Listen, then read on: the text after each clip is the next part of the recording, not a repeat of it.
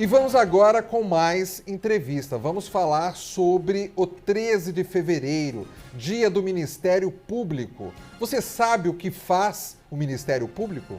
O Ministério Público é uma instituição pública autônoma a quem a Constituição Federal atribuiu a incumbência de defender a ordem jurídica, o regime democrático e os interesses sociais e individuais indisponíveis. Isso é, o Ministério Público é o grande defensor dos interesses da sociedade brasileira. Sobre esse assunto, nós vamos conversar agora com o Procurador-Geral de Justiça, Dr. Mário Surrubo. Boa tarde, seja bem-vindo ao Jornal da Rede Alesp, doutor Mário. Boa tarde, é um enorme prazer poder estar com vocês e a todos a sua audiência. Perfeito.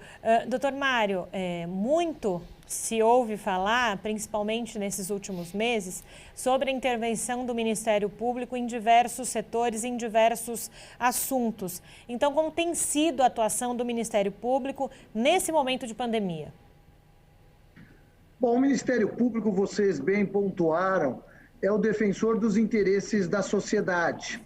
No momento de pandemia, nós tivemos e ainda estamos trabalhando bastante na defesa dos interesses sociais, especificamente na questão da saúde, da educação e outros temas correlatos. O Ministério Público tem trabalhado muito para que os municípios ofertem leitos para aqueles que precisam ser tratados pela pandemia. O Ministério Público faz recomendações às autoridades estaduais e municipais para, por exemplo, que a população de rua seja abastecida com água, com comida, para que ela receba tratamento. Ou, mais recentemente, o Ministério Público recomendou, e a Prefeitura acatou, que a população de rua tivesse também direito à vacinação, que eles pudessem ser cadastrados e também serem vacinados na pandemia. Portanto, entendemos que é um trabalho relevante e importante para consagrar em prol da sociedade todos os direitos sociais previstos, enunciados no artigo 6º da Constituição Federal. Doutor Mário, infelizmente, nos últimos anos, o Brasil tem visto muitos escândalos de corrupção estourarem aí na mídia e chegarem até a população. Escândalos esses que deixam a gente, às vezes, chocado, né? Como é que as pessoas podem ter tanta cara de pau de roubar, assim, na cara dura mesmo, né? E o Ministério Público sempre vem acompanhando isso e fazendo um trabalho de combate, né, a essa corrupção, a esses escândalos. Explica um pouco como é que é o trabalho do Ministério Público em relação a isso, em relação a escândalos de corrupção, ou às vezes denúncias, né, que envolvam corrupção. Como que o Ministério Público atua nesse sentido?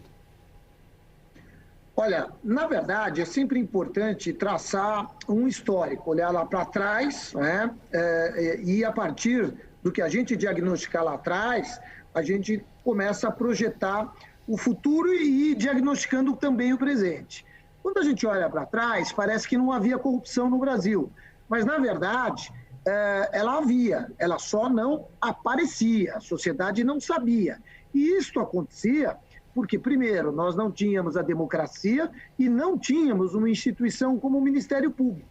Com o Ministério Público se apresentando nos termos da Carta Constitucional de 1988, a corrupção passou a ser um dos alvos da instituição. E nas últimas 3 décadas, ela passou a ficar mais escancarada. Então, a sociedade pode ter a percepção de que não tinha corrupção e que de 3 décadas para cá teve, pode dar até a sensação equivocada de que a democracia induz a corrupção. No período ditatorial não havia corrupção, mas não é verdade.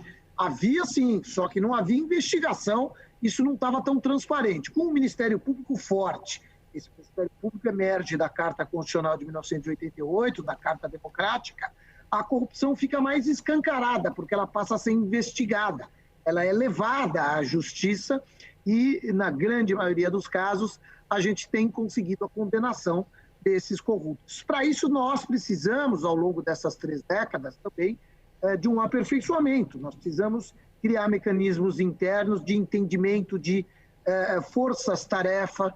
E aqui no Ministério Público de São Paulo, por exemplo, nós temos grupos especiais de atuação que trabalham contra a corrupção, trabalham muito com essa questão da corrupção, notadamente os GAECOS, que combatem o crime organizado e também a corrupção que está sempre presente no crime organizado, e também o GDEC, que é o grupo de combate à lavagem de dinheiro, aos cartéis, que também envolvem sempre organização criminosa e corrupção.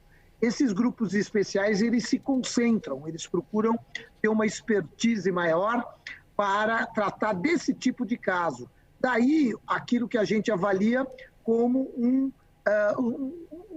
sucesso, esse tipo de atuação, como a força-tarefa da Lava Jato e tantas outras aí, país afora, esse papel do Ministério Público no combate à corrupção.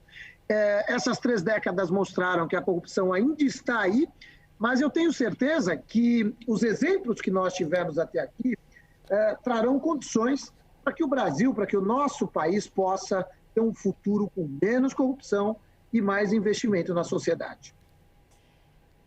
Uma outra questão também sobre, a gente está falando no momento de saúde pública, né, um momento de pandemia, imagino que também para o Ministério Público esteja sendo desafiador esse momento por muitas questões, né? Nós falávamos aqui, eu e Fábio, no início do jornal, que o Ministério Público recebeu 1.065 denúncias de fura-filas da vacina. Imagino que essas questões de vacinação, questão de logística, também é um desafio para o Ministério Público atuar. Não, sem dúvida. A pandemia ela foi um desafio desde o início.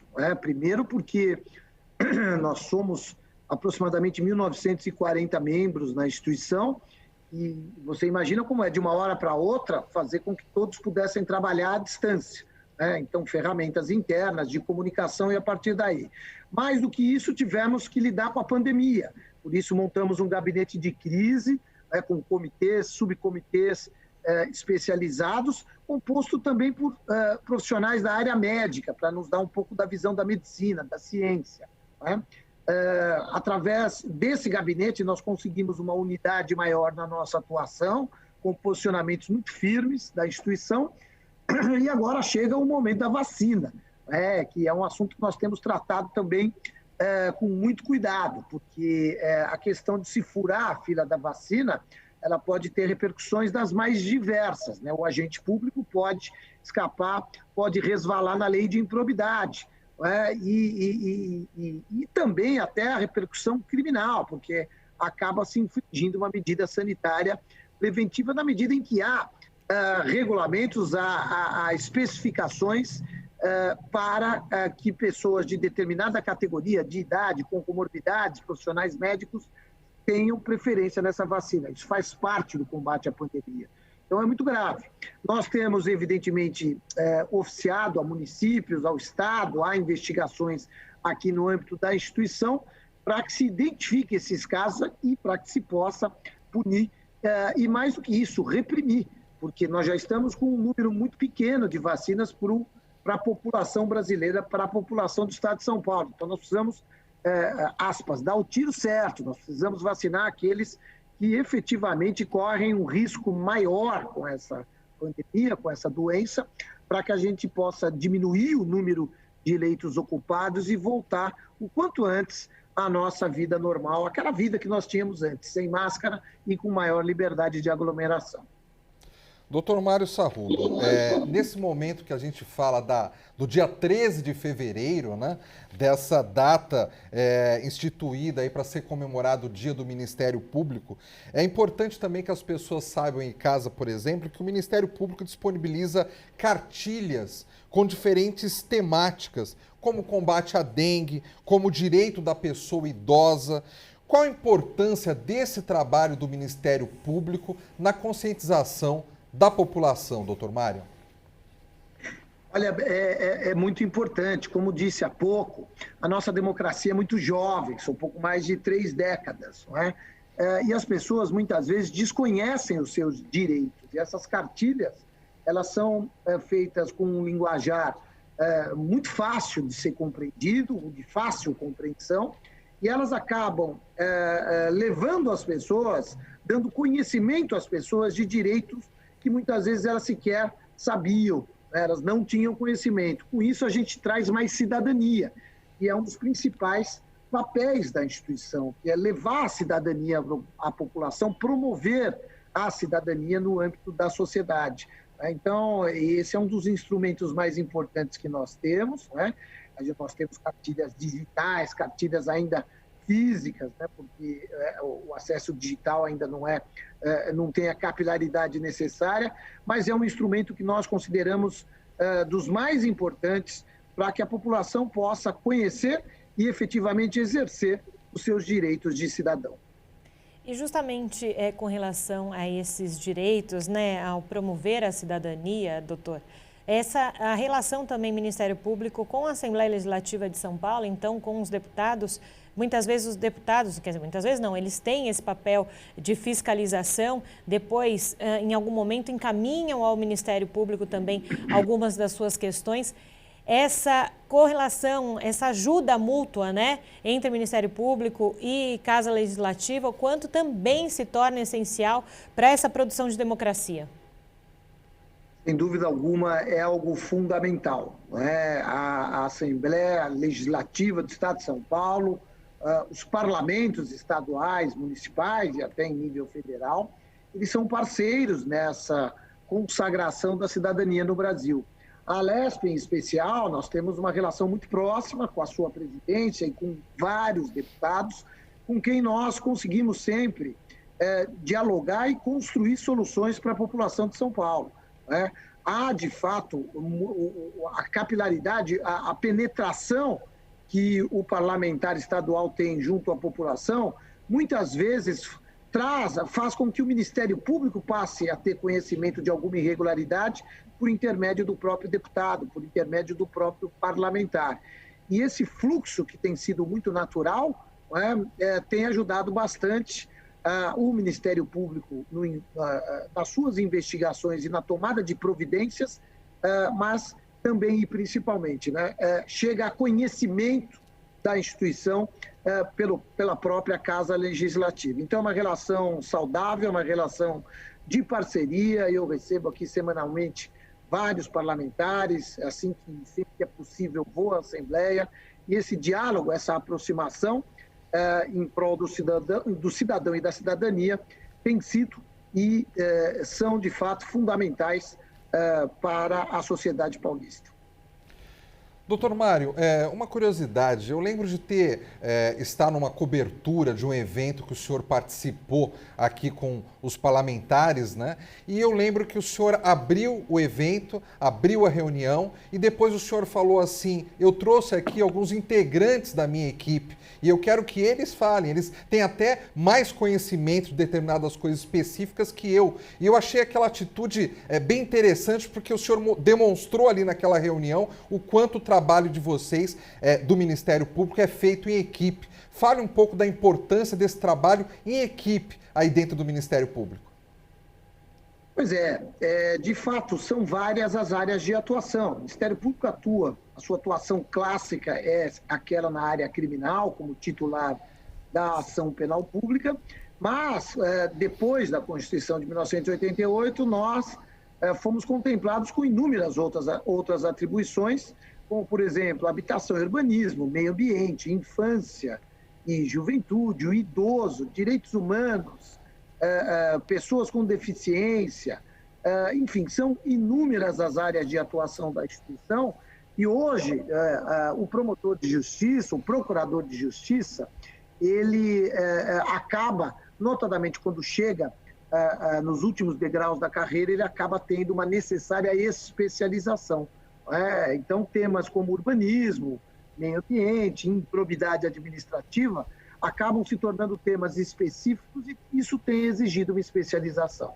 Então, essas promotorias, porque quando eu ingresso na carreira, ainda na década de 80, o promotor era um profissional absolutamente isolado, ele trabalhava sozinho. A partir de 1990, nós tivemos uma grande transformação, nos adaptando ao perfil da Constituição e passamos a trabalhar em equipe. E esses grupos de atuação, como por exemplo aqui em São Paulo, uma promotoria do patrimônio público e social, lá nós temos aproximadamente 11 promotores de justiça trabalhando com esse tema.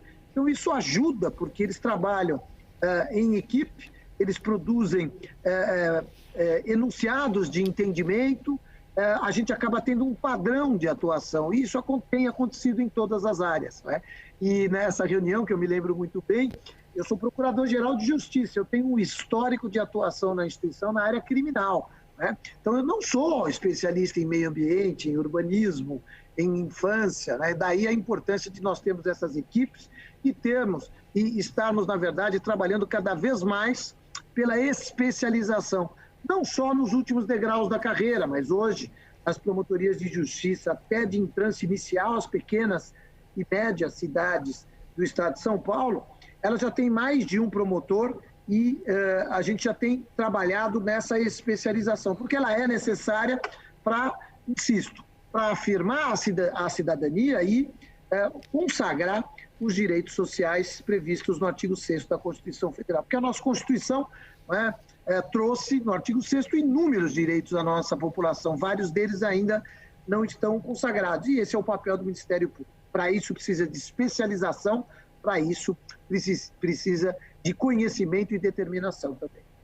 Perfeito, doutor Mário Sarrubo, Procurador-Geral de Justiça. Obrigada pela sua contribuição hoje aqui, trazendo a sua experiência sobre o tema aqui para a gente.